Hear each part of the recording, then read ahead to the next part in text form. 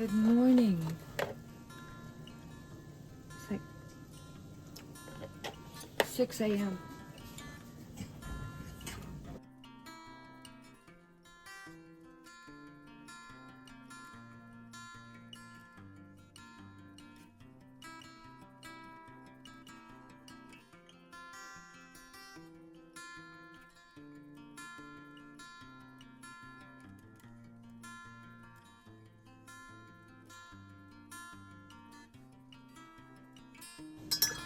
And we're going to do, I found that thing.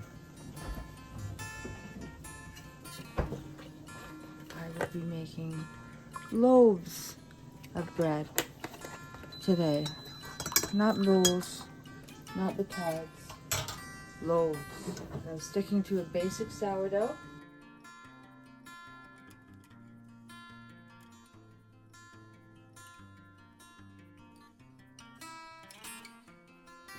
It's a little on the wet side. I did use a scale. Interesting.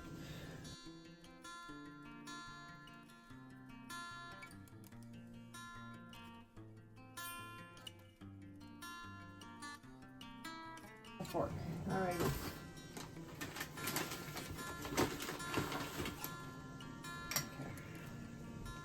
First off, I'm just going to put an extra 5 grams in there because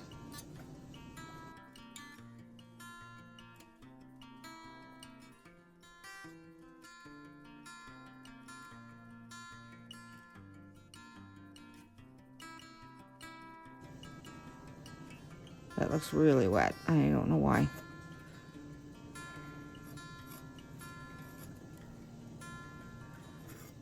Just to be sure there's Eve. Okay, I don't want it too wet. It messes with the... What happens when you work with sourdough for a long time? You start understanding things.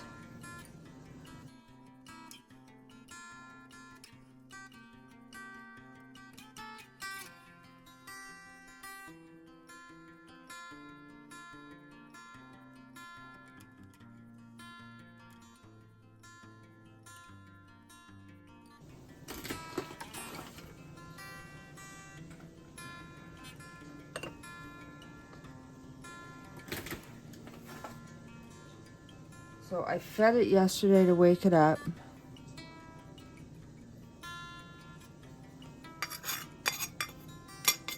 This is the second feeding. I'm just using all-purpose, but bread flour will do. All right.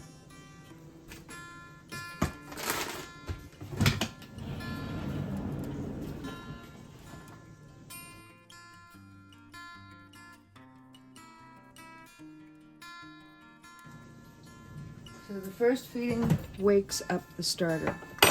The second feeding gives your starter a chance to become truly active, and you may not need to do the third feeding, but sometimes you may want to, depending on flavor and depending on whether or not you're doing a whole wheat.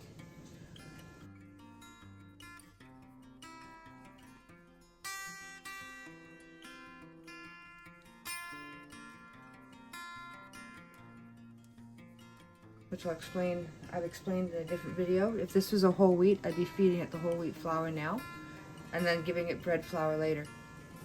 The second feeding is to make sure it's really and truly active.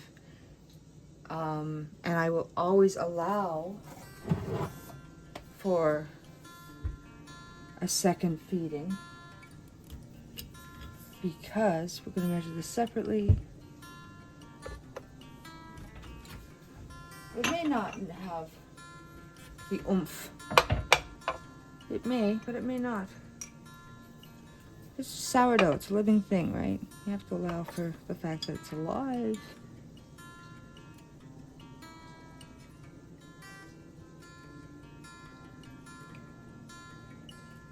I'd rather be under than over. I'm going to drizzle a little bit out.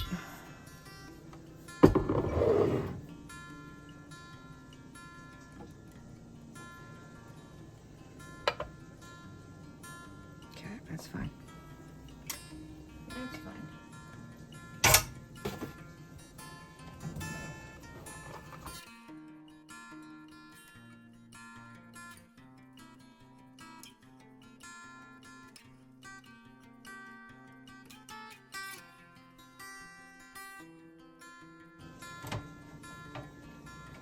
So that is my morning feeding. And I've just realized I still haven't given you a how to care for your starter video. Just the day-to-day stuff when you're doing cold. I no longer do the warm sponge method.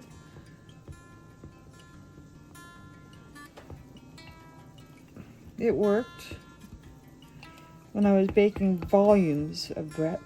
Ooh, hiccups.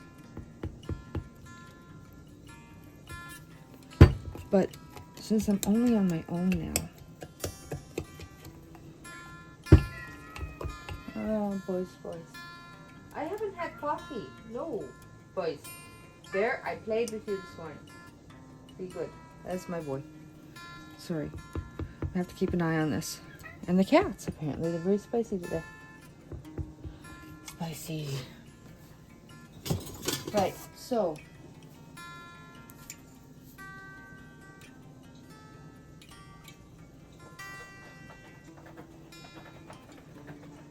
I was talking to myself. That's why I started doing voiceovers. I will do a complete how to care for and maintain a starter with what I am familiar with. If I am not familiar with it, I'm not going to tell you about it because obviously I can't. Well, I could possibly do some research depending. But this will overflow this jar. So I will have to keep my eye on it. Maybe I'm baking earlier than I thought. But that's what the fridge is for. It's now spring, moving into summer in Canada. So my temperatures are cold in the morning, sometimes warm in the afternoon, sometimes really warm in the afternoon. But right now we will still get frost at this time of year at night. So even though the plants are starting to rear their beautiful little heads, the temperatures still aren't stable. I love this time of year for many reasons. Everything's growing. My cats are just frisky. All right. I'm baking bread this morning. Long story short. Starting with the we're still doing the autolyse method.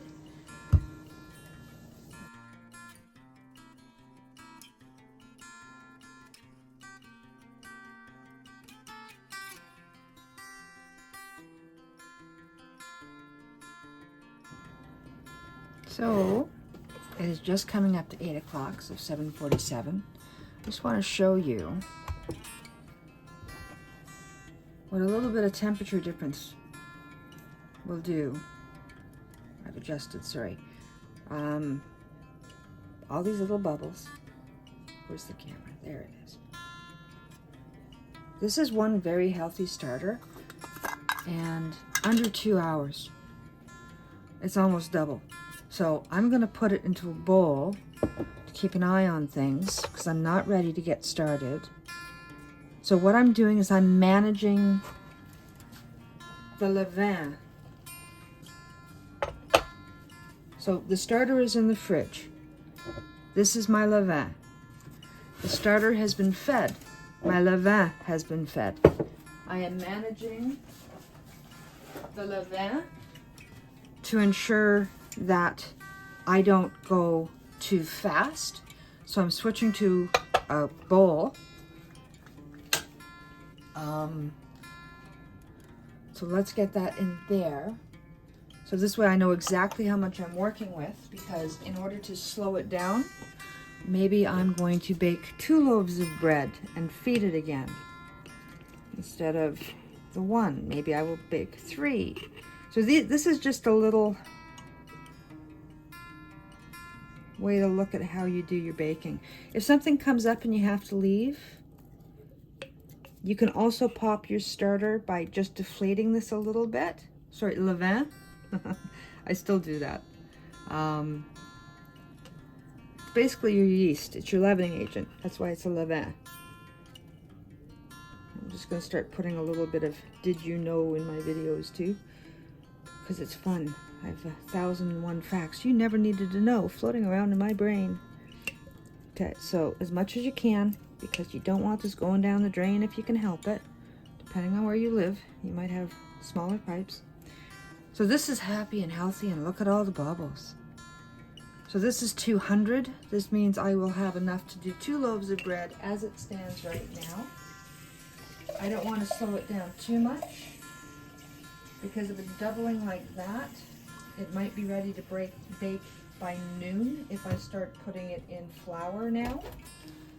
And again, you can, and I'm not going to do it. But scientifically, if you actually took the time, you could potentially, by controlling the temperature of the flour, controlling the temperature of the water, controlling the temperature of your environment, it is possible, and it is possible to time your sourdough probably to within the first hour to 2 hours, especially in stable temperatures. So I do want you to understand that it is possible. But if you're like me and math is just a pain in the butt, it's not that I can't do it, it takes me time to do it. And I have to think a little harder than others. I just want to bake a loaf of bread and manage it somewhat, not control it to the point where I feel like my life is all about the sourdough. And I did that once, and it's why I'll never do it again. So we have enough for 2 loaves of bread here. I'm going to a loaf pan for these bakes, simply because it's more cost effective at the moment. Because I don't have, okay, now let's explain this. Why is it more cost effective?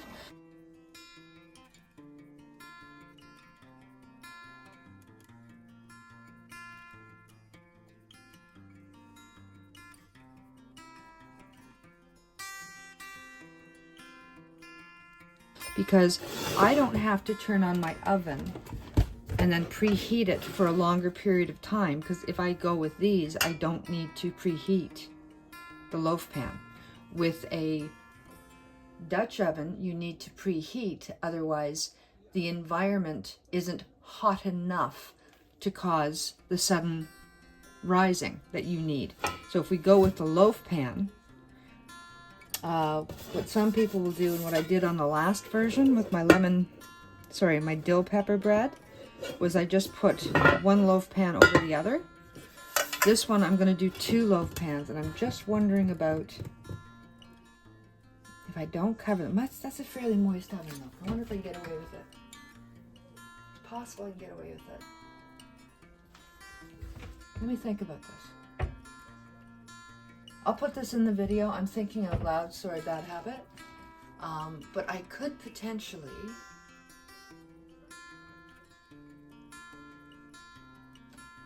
I'll get back to you on what exactly it is that I'm doing, because I do have loaf pans with covers, but they're stone, and I'm trying to keep it easy. These work. I bake bread, folks. This was not a hobby. I baked bread. And I actually recently gave a bunch of stuff away because I wasn't planning on doing a whole bunch of baking now. So these have the covers, so I could go with this because these will heat faster. So let's do that. But for your purposes, these guys have lids. And I will put together that other video if I can find it. I've got so much going on. If you take 2 loaf pans and you put one over the other, these guys aren't really designed that well for it, but you could take clips if you really wanted to. You put one over the other and you're trapping your steam. So it's the same premise. Traps the steam. Traps the steam enough to get it started. Your Dutch oven has a lid on it, traps the steam. The difference is you don't need to preheat this one, you don't need to preheat this one, and you need to preheat the cast iron for up to 30 minutes because it's thermodynamics. It takes longer for the heat to get into the cast iron and transfer in, and then you get the benefit of the sudden heat, which gets your bowl or your batard to rise up, where this, your loaf will rise a little bit more slowly, but you contain the shape, as long as you can trap the steam. So that's a little bit of an education for you. I'll add that into another video later. So what we'll do on this bake, you can bake like this. And I'll see if I can find that other video to show you. But parchment paper is an option. With these guys, you don't need parchment paper, but you do need to oil it. So these are different, okay, let's call this the different containers video. Because there's multiple ways that you can bake. I used to have a round container, like a flower pot, and I used to bake bread that way too. You just put one terracotta thing over the other, and this mimics the same idea. So we'll bake bread like this today. I'm going to grab some tape. I'm just going to knock this down a wee bit because I am not ready to start baking. If it deflates a lot, I'll just come back and give it a bit more food. But this is where I want to be. 200 grams of Levain means 100 grams per loaf. And it's just coming up to 8 o'clock on a warmer, humid day. I didn't hit record. Okay, what's in here, and I'm still stirring, this is 50-50 all-purpose Canadian flour with bread flour, Canadian. And I have just taken a whisk to help reduce the tunneling, and I have taken the time, I did it for 10 minutes.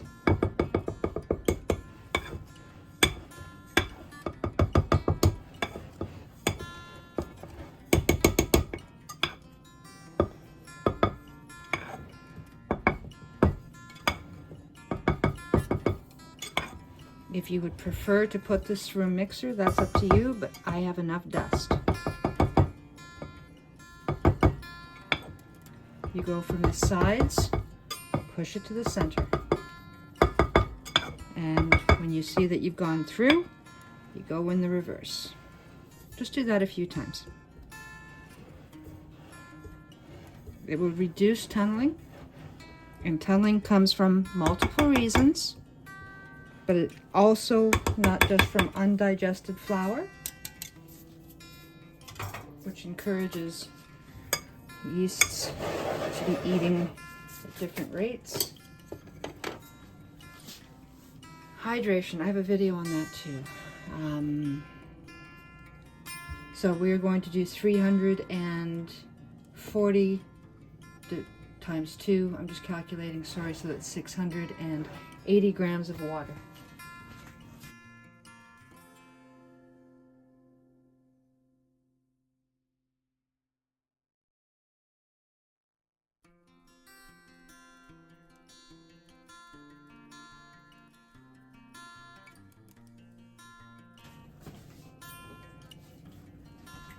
So we have figured out in this apartment,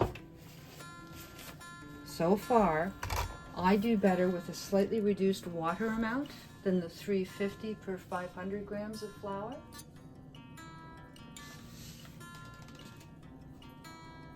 And I will fluctuate between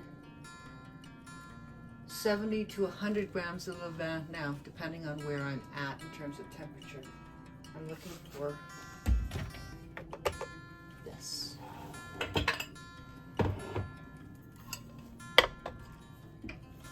And I'll put these in my notes so that you understand where my brain is at. So I'm making 2 loaves of bread. That's why I'm doubling things up.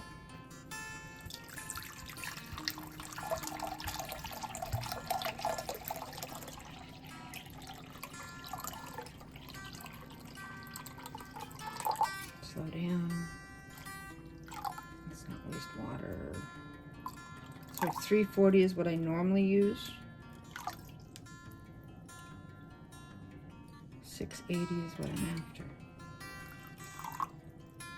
It's a little too much.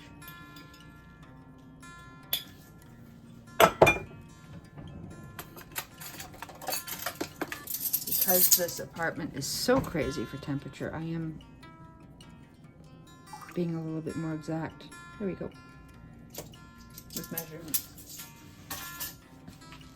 Because it is a science too, not just an art form. Well, it is an art form.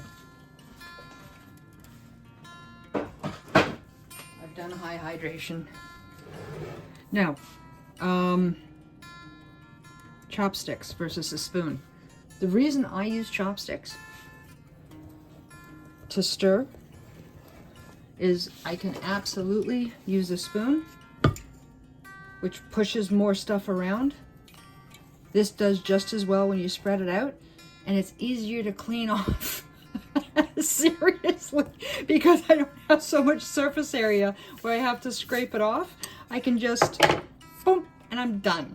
So that's why I don't use a spoon and why I use chopsticks. And I genuinely love my chopsticks. I have several. They were a lovely gift. All right, here we go. Oddities.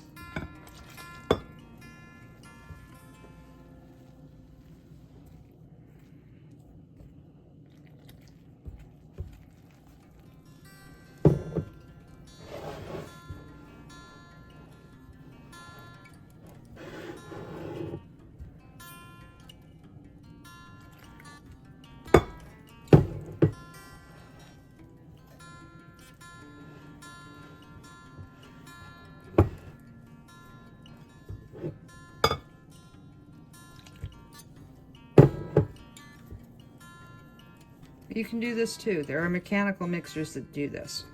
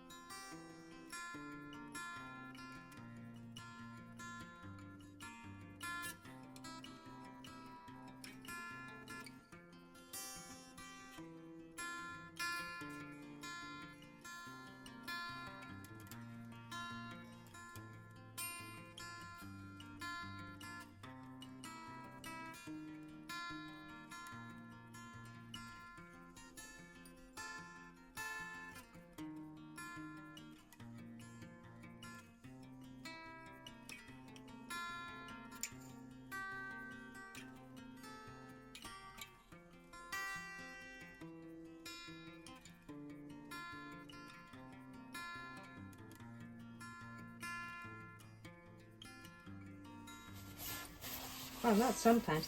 You don't have to just use a Dutch oven. You really don't. So I'm going to put a bit of oil on the top of these when I put them in. I am oiling each one well.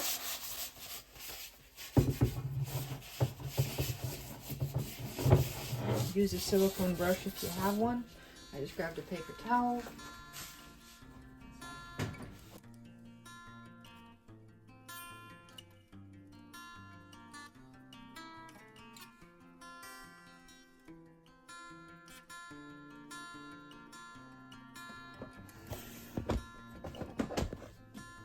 I will always show you what I'm doing, even if it's imperfect.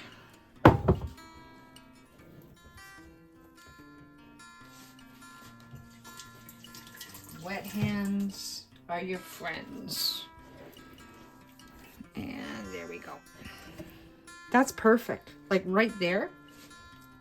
So we're just gonna let this one sit another minute.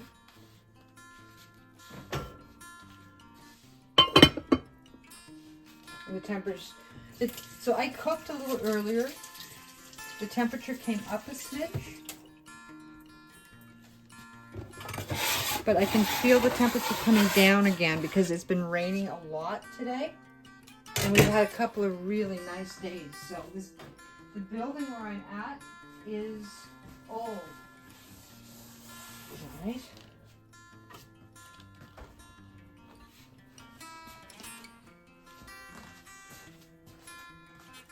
When you add oils, you're creating a barrier. See, look. Beautiful, silky, smooth. I'm going to add a little bit of oil. This is the regular. I've broken the skin. Irregular, not pretty. I'm still going to add the oil.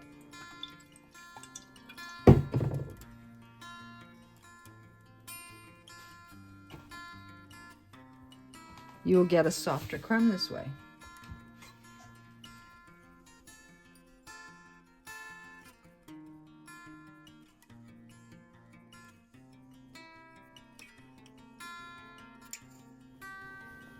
Well, turn it out, turn it over. Do banana loaf, they say to put it on its side. Oh, perfect. This is perfect. I'm over the moon. Yes. Perfect. Heavy. They've also absorbed some oil.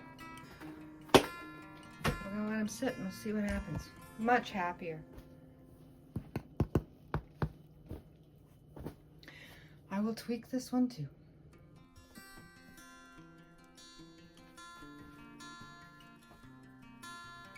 So I know which loaf is which. It's still warm. Been over an hour. Still hot. It may not be fully gelled, but let's see here. Because this is my experiment to see if I'm going this way or the other way. Nope, that wasn't underproofed at all. That's lovely. Okay. No, it's so okay. It is. There we go. There it is. I see it. Isn't that interesting? Okay. Maybe we skip the oil next time.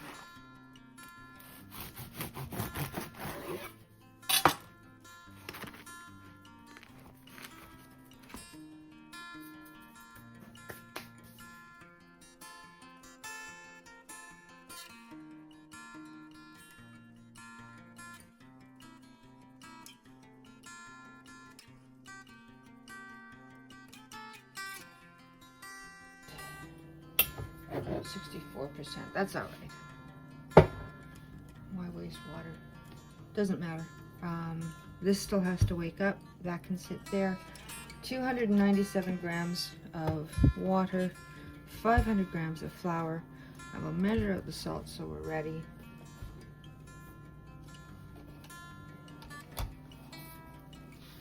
And I'm hoping, I know that my methods work for a few folks because they have said so, which makes me happy, truthfully, because I want to be helpful. And sweeping away the dust off of artisan style loaves. Going back to the good old fashioned stuff that we use for sandwiches that we can put in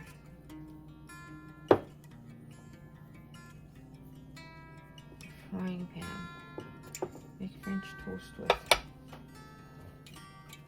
It's all good, it's all bread. It's all bread. 9 to 10 grams. 10 grams it is.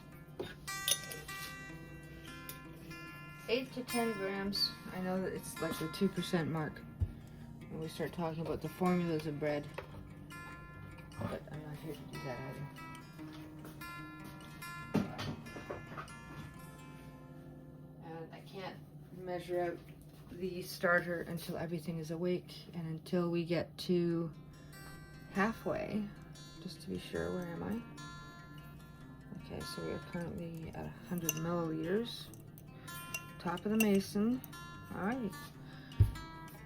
Coffee. Everything's ready to go. Oh, lovely. I'm so happy. Okay, that little extra score didn't do much, but that's lovely. That's absolutely lovely. I'm very happy. We had a little bit more extra rise. Let's turn this off because it's warm in here. All right. This is a happy loaf of bread. Perfect.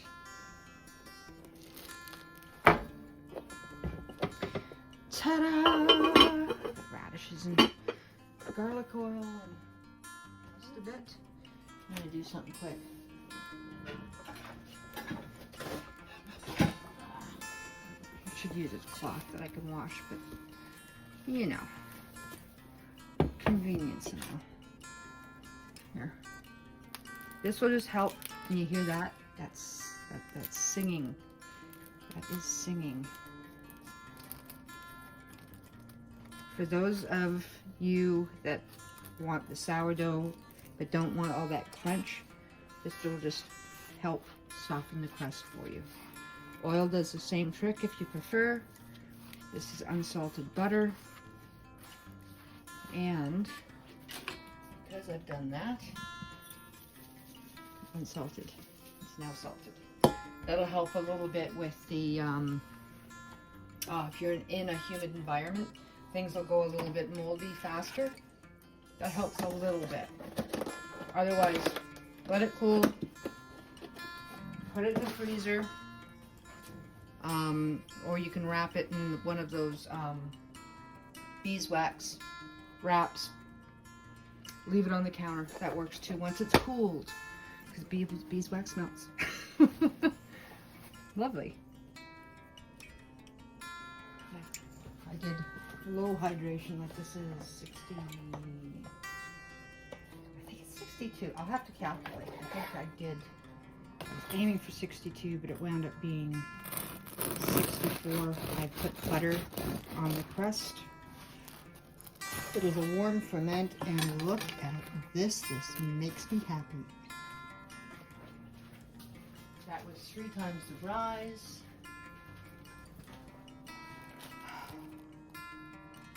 Could have cooled a little bit longer. Not overly worried about that. Ah, beautiful loaf of bread. Sourdough. Sourdough sandwich bread. All-purpose flour, low hydration, not mid hydration. This is awesome.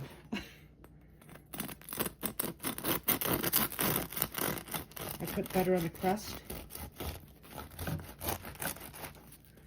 Sometimes it's easier to cut from the side, truthfully. That's all I want, though. I genuinely eat this bread. This is what I want. This is what I'm after. All right, we're just gonna let it cool. That's perfect. It's absolutely perfect.